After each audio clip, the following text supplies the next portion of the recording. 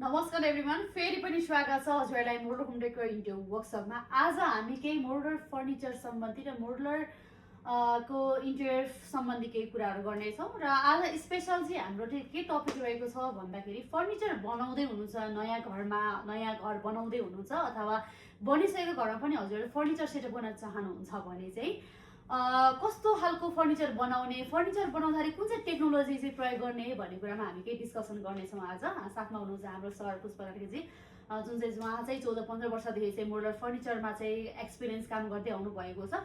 So हामीले furniture बनाउँदाखेरि handmade प्रोसेसमा गर्ने कि मेसिन मेड प्रोसेसमा गर्ने, कुन चाहिँ गर्दाखेरि टेक्नोलोजी बेस्ट हुन्छ, कस्टिङहरू के कस्तो आउँछ र ह्यान्डमेड र मेसिन मेडको प्रोसेसहरू के हो र यसको डिफ्रेन्सेस के छ भन्ने कुराहरूमा चाहिँ आज हामी केही छलफल गर्नेछौँ।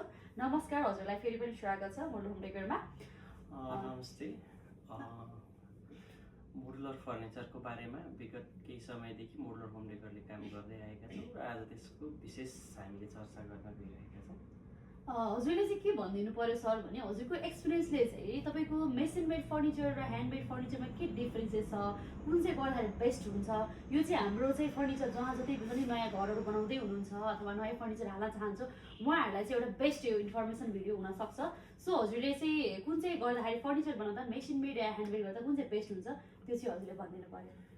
नर्मल्ली तपाईँको यो फर्निचरको मामलामा चाहिँ के छ भने मोडुलर फर्निचर भन्ने बित्तिकै मोडुलर भन्ने बित्तिकै चाहिँ मोडुलर फर्निचर भनेको के हो भन्न पहिला बुझ्न जरुरी हुन्छ। मोडुलर फर्निचर भनेको चाहिँ मोडुलर मेसिनहरूबाट, जस्तै प्यानल्स हो, अब त्यसको सबै सिस्टममा काम भएर जुन कोल फ्रेसदेखि लिएर मेसिनहरूबाट मल्टिबोरिङ गरेर मिनी फिक्सको सेटिङबाट गरेर जुन फोल्डिङ सिस्टमको फर्निचरलाई चाहिँ नि मोडुलर फर्निचर भन्नुपर्ने हो इटालियन बेस अनुसारले। तर नेपालमा भाषा चाहिँ कस्तो भइदियो भने कुनै पनि प्लाईमा काटेर फर्माइका टाँसिसकेपछि त्यो चाहिँ मोडुलर फर्निचर हुने भयो कि। जस्तै के हुन्छ भने नर्मल प्लाईहरूमा तपाईँको नर्मल वर्करहरूले साइडमै बसेर हातले काटेर या नर्मल मेसिनहरूले काटेर गर्दाखेरि पनि मोडुलर फर्निचर र मेसिनमा एउटा प्लान्टमै गर्दाखेरि पनि मोडुलरै फर्निचर भनेपछि सिस्टम चाहिँ अलिकति फरक भयो। यसलाई बुझ्नुपर्ने कुरा चाहिँ के हो भने मोडुलर फर्निचर भनेको कुनै पनि प्लान्टमा बसेर काम हुन्छ र त्यो घरमा गएर इन्टेरियरको लागि सेटअप हुन्छ भने चाहिँ त्यो चाहिँ मोडुलर फर्निचर हो। बुझ्नुपर्ने कुरा चाहिँ त्यो हो। रह्यो कुरा ह्यान्डमेड र मेसिन मेड। जस्तै ह्यान्डमेड भन्ने साथै कस्तो हुन्छ भने हातले प्रोसेस गर्ने भयो क्या। हरेक सामानहरू हातले काटेर पुरानो सिस्टममा त्यो राबो पटारीले चाहिने काटेर अनि हातेराले काटेर या सानो कटर मेसिन मार्बल कटरले काटेर गर्नेलाई चाहिँ हामी ह्यान्डमेड भन्छौँ।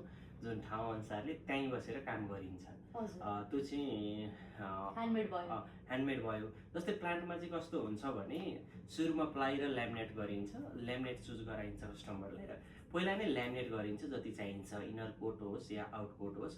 दुईपट्टिकै ल्यामिनेट जस्तो कि यसरी टाँसिन्छ। यो वाइटपट्टिको भित्रको इनर कोट भयो, यो चाहिँ टप कोट भयो। यो चाहिँ बाहिरपट्टिको डोर साइडहरूमा या दराजको साइडमा किचनको डोर साइडमा चाहिँ नि फरक आफ्नो ठाउँ अनुसारले टाँसिन्छ।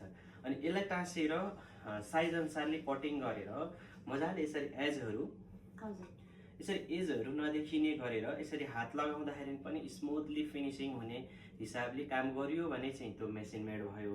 र मेसिन मेडमा चाहिँ कस्तो हुन्छ भने यसरी दुईटा ढोका राखेका छौँ हामीले भने पनि यो यसरी टच छ, जोइन्ट छ भने पनि यसरी खोल्दाखेरि चाहिँ फुट्दैन क्या।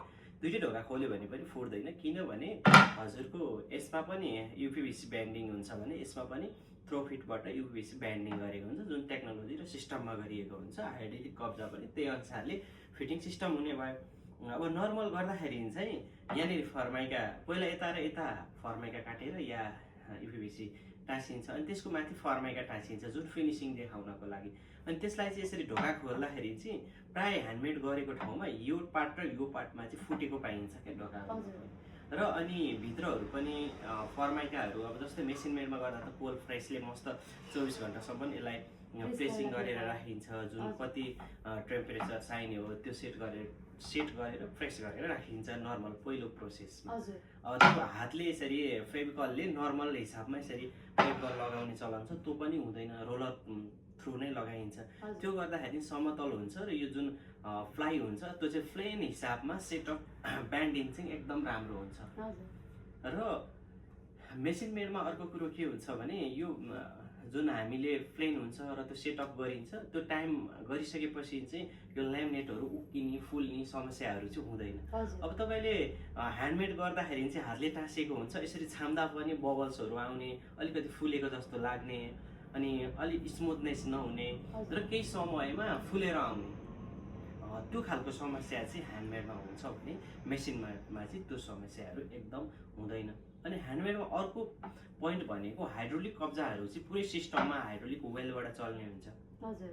र त्यो चाहिँ अब मेसिन मेडमा त 100% नै बटममा हुने हुन्छ।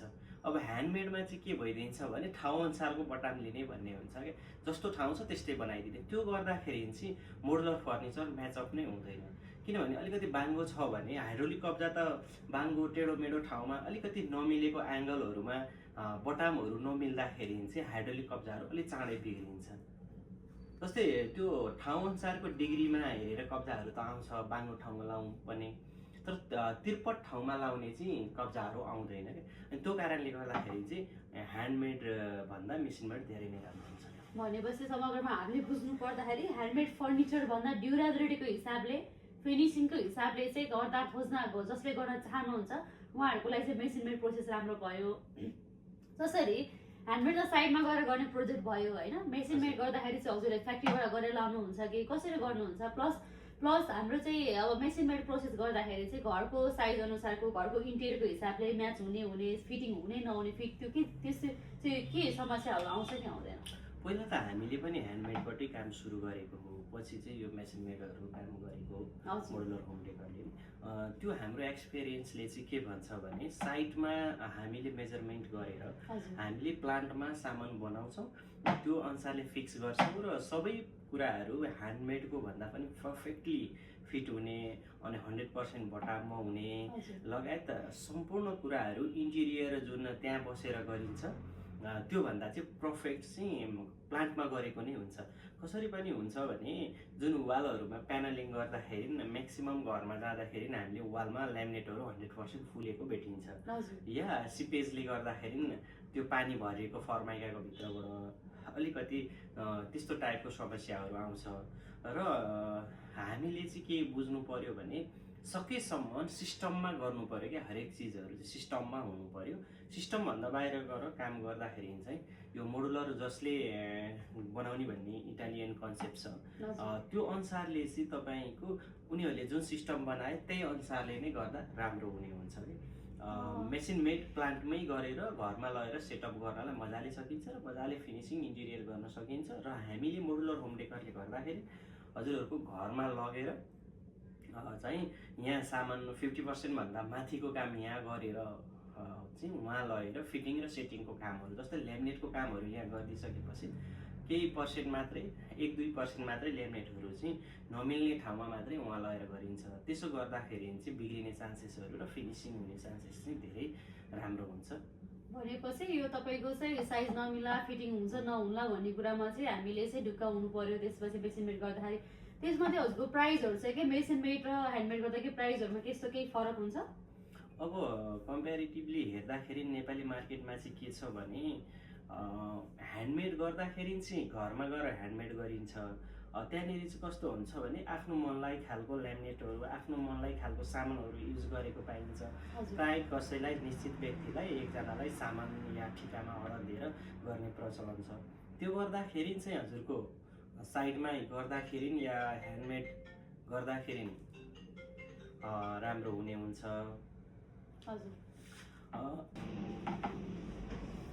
जस्तै हजुरको क्वेसन रहेको छ ह्यान्डमेड र ह्यान्डमेड र मेसिनमेड गर्दाखेरि चाहिँ प्राइजेसहरूमा केही डिफ्रेन्सेस हुन्छ? केही ह्यान्डमेड गर्दा सस्तो हुने, मेसिन मेड गर्दाखेरि चाहिँ महँगो हुने हो कि मटेरियलमा डिपेन्ड गर्छ कि अब टेक्नोलोजीमा प्राइस फरक हुने हो कि के हो, यो चाहिँ पनि हजुरले चाहिँ एक्सप्लेन गरिदिनु भए राम्रो हुन्थ्यो। नर्मल हामीले चाहिँ प्लाईलाई मात्रै अनुमान लगाइदिन्छौँ है। अनि कस्तो हुन्छ भने ह्यान्डमेड र मेसिन मेडले चाहिँ खासै प्राइस चाहिँ फरक पर्दैन।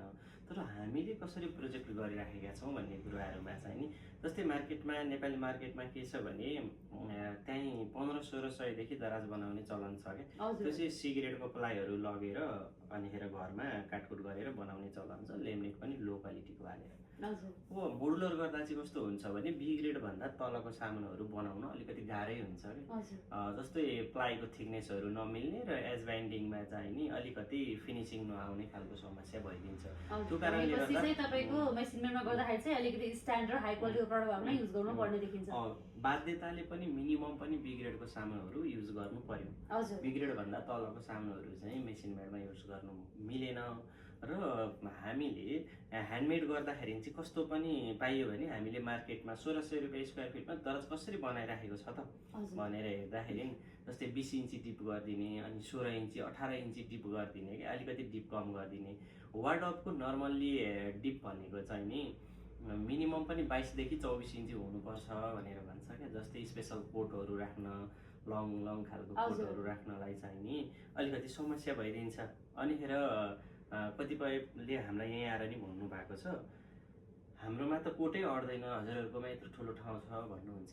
अब हो त्यस्तो समस्या छ। अनि मेटेरियलहरूको ग्रेड वाइज नमिलेर सस्तो मेटेरियल हाल्दाखेरि चाहिँ 1600 रुपियाँ स्क्वायर फिटमा भयो। अब हामीले बी ग्रेडको राम्रै मेटेरियल हाल्दाखेरि चाहिँ हजुरको 2800 देखि हामीले 1800 रुपियाँ स्क्वायरबाट स्टार्टिङ गर्न सकिन्छ। भनेपछि हजुरको अब ग्लास प्रोफाइल हाल्यो भने त्यो अनुसारको अलि फिनिसिङ राम्रो हुने भयो। लङ ह्यान्डल, अहिले त फुल ह्यान्डलहरू हाल्ने चलन छ, अब एक्रेलिकहरू हाल्ने चलन छ। जस्तै यो दुईवटा सेम्पल मसँग रहेको छ, यो रहेको छ ल्यामिनेटको, यो 1800-2000 रुपियाँको रेन्जमा आइदिन्छ। यसलाई 1 mm को हाल्नुभयो भने अझ महँगो पर्यो, 1.5 को हाल्नुभयो भने अझै महँगो पर्यो। अब योभन्दा राम्रो हाल्न खोज्नुहुन्छ भने एक्रेलिक फिनिसिङमा रहेको छ यो। अब यो हाल्दाखेरि त झनै महँगो पर्ने भयो। अब मेसिन मेड गर्दा चाहिँ हरेक सामानहरू प्रपरली फिट हुने भयो र सिस्टममा काम हुने भयो र ग्रेड वाइज स्ट्यान्डर्ड खालको सामानहरू मात्रै युज गर्न मिल्ने भयो मेसिन मेडमा चाहिँ। ह्यान्डमेडमा त त्यो भएन।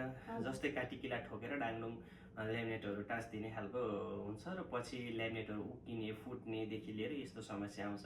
यो तपाईँहरू चाहिँ घर बनाउन चाहँदै हुनुहुन्छ या घर बनाउन खोज्दै हुनुहुन्छ या इन्टेरियर गराउने सोचमा हुनुहुन्छ भने हजुरले चाहिँ सकेसम्म मेसिन मेड गराउनुहोस् भन्न चाहन्छु म चाहिँ। त्यस्तै त हामीले चाहिँ अहिले ह्यान्डमेड र मेसिनमेडको केही जानकारीहरू हजुरहरूलाई प्रस्तुत गऱ्यौँ। सो हजुरहरू पनि आफ्नो घरको लागि बेस्ट फर्निचर डिजाइन गर्न चाहनुहुन्छ, डेकोरेसन गर्न चाहनुहुन्छ, आइडिया छैन, नलेज छैन, आफ्नो क्षेत्रमा आफ्नो नलेज हुन्छ।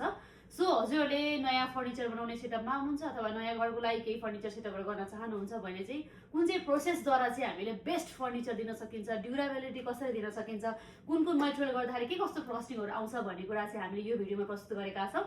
साथै हामी नेक्स्ट भिडियोमा चाहिँ न्यू इन्फर्मेसन, न्यू प्रडक्टको बारेमा चाहिँ केही डिटेलिङहरू पनि लिएर आउनेछौँ। आजको भिडियो कस्तो लाग्यो यसको सुझाव दिनको लागि हजुर नभुल्नुहोला। भिडियो अन्तिमसम्म हेरेर साथ दिनुभएकोमा हजुरलाई धेरै धेरै धन्यवाद। र यस्तै नयाँ हामी दैनिक नयाँ अपडेटहरू, नयाँ इन्फर्मेसनहरू लिएर आउनेछौँ हजुरको सम्बन्धी इन्टेरियर सम्बन्धी। सो त्यसको लागि मोडलर होम डेकोरको युट्युब च्यानललाई लाइक, सेयर र सब्सक्राइब गर्न पनि नभुल्नुहोला। Thank you so much.